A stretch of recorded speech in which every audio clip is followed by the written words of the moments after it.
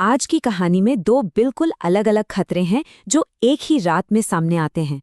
एक है सर्प और दूसरा है दावानल। आइए देखते हैं कि ये कहानी कैसे आगे बढ़ती है। सोचिए, एक बहुत बड़ी जीत का जश्न मनाया जा रहा हो और अचानक वही जश्न जिंदगी और मौत की लड़ाई बन जाए। अजीब है ना? ये कहानी बस इसी हैरान कर देने वाले मोड़ के बारे में है।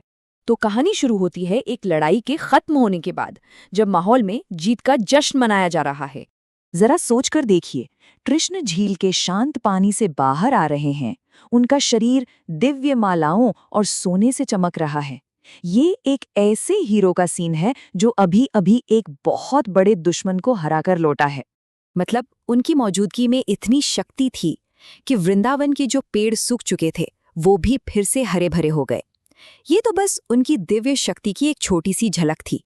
और फिर होता है वो भावुक मिलन। माँ यशोदा उन्हें गले लगा लेती हैं और पूरा गांव खुशी से झूम उठता है। बस बलराम ही हैं जो शांत हैं, क्योंकि वो तो अपने भाई की असली शक्ति को जानते हैं। हवा में एक सुकून और प्यार की लहर दौड़ जाती है। तो अब सवाल ये उठता है कि कृष्ण उस झील में कर क्या रहे थे? मतलब जश्न तो ठीक है, पर किस बात का? और ये कालिया कौन था जिसे उन्होंने अभी अभी हराया था? तो चलिए अब मिलते हैं कहानी के विलेन कालिया से।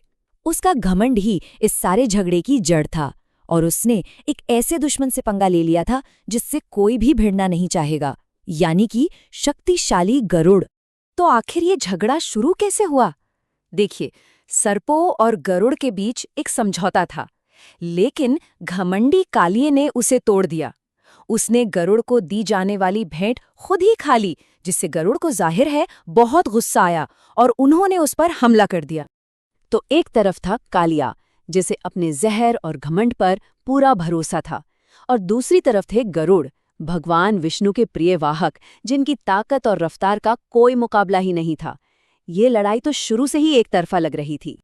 हारने के बाद कालिया एक ऐसी जगह जाकर छिपता है जिसके पीछे एक बहुत ही चालाक वजह थी। गरुड़ से इतनी बुरी तरह पिटने के बाद कालिया यमुना नदी के पास एक झील में जाकर छिप जाता है। लेकिन सवाल यह है कि पूरी दुनिया में वही झील क्यों? वजह एक पुरानी श्राप में छिपी थी। असल में उस झील पर सौभरी ऋषि का एक श्राप था। हुआ ये था कि गरुड़ ने ऋषि की चेतावनी नहीं मानी थी, जिसके बाद ऋषि ने उस झील को श्राप दे दिया था। श्राप एकदम सीधा और साफ था। अगर गरुड़ ने दोबारा उस झील में कदम भी रखा तो उसकी मौत पक्की थी। ये उस झील के लिए एक तरह का सुरक्षा कवच था। और इस राज के बारे में सिर्फ और सिर्फ कालिया को पता था। इसीलिए उसका उस झील में छिपना कोई भगदड़ नहीं थी, बल्कि एक सोची समझी चाल थी। वो जानता था कि वहां गरुड़ उसका बाल भी बांका नहीं कर सकता। तो कालिया वाला खतरा तो टल गया। गांव वाले जश्न भी मना रहे थे। लेकिन कहानी यहाँ खत्म नहीं हुई। अब खतरा पानी से नहीं, आग से आने वाला था। दिन भर की भाग दौड़ और तनाव के बाद बेचारे वृंदावनवासी थक कर चूर हो गए थे और यमुना किनारे ही सो गए। माहौल बिल्कुल शांत था, सब आराम कर रहे थे। मगर क्या ये शांति बनी रहने वाली थी? एक दुश्मन तो चला गया था, पर क्या रात के अंधेरे में कोई और उससे भी बड़ा खतरा उनका इंतजार कर रहा था? और तभी अचानक उस सूखे जंगल में एक भयानक आग भड़क उठती है, दावानल।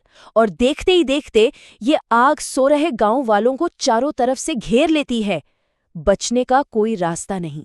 पहले पानी का दैत्य और अब ये आग का समंदर। गांव वाले तो मानो एक मुसीबत से निकलकर दूसरी में फंस गए थे।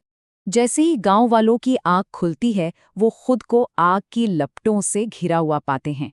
घबराकर वो सब कृष्ण से प्रार्थना करने लगते हैं। उनकी ये पुकार उनके गहरे भरोसे और पूरे समर्पण को दिखाती है। अपने लोगों को इस हाल में देखकर कृष्ण, जो पूरे ब्रह्मांड के स्वामी हैं, कुछ करने का फैसला करते हैं। और फिर वो होता है जिसकी कोई कल्पना भी नहीं कर सकता था। कृष्ण उस भयंकर, सब कुछ जला देने वाली आग को बस पी जाते हैं। एक पल में सब खत्म। तो आखिर में ये सवाल मन में आता है, एक ऐसा नायक जो एक जीते जागते राक्षस को भी हरा दे और प्रकृति के कहर को भी शांत कर दे, उसकी शक्ति का असली मतलब क्या है?